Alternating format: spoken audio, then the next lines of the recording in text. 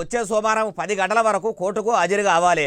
పేదల ఇల్లు అన్యాయంగా కూలగొట్టకుండ్రని హైకోర్టు చెప్పినా వినకుండా కూలగొట్టుడేంది?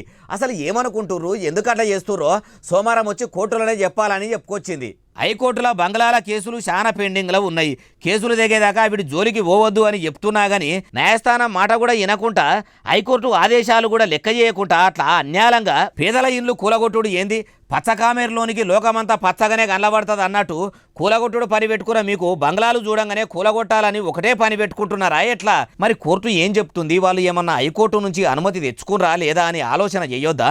మీకు మీరే న్యాయమూర్తులు అవుతారు, మీకు మీరే హైడ్రాను హైకోర్టు అనుకుంటుర్రా? మీకు మీరే నిర్ణయాలు తీసుకొని తీర్పులు చెప్పుకుంటే ఇక హైకోర్టు ఎందుకు, ఈ న్యాయ వ్యవస్థ ఎందుకు అని అన్యాయంగా బంగ్లాలు కూలగొట్టేట వల్ల నెత్తి మీదకి వెళ్ళి సుత్యతోని సరసుడు ధరిస్తే బోర్డుస్ వచ్చినంత పని అయిందట.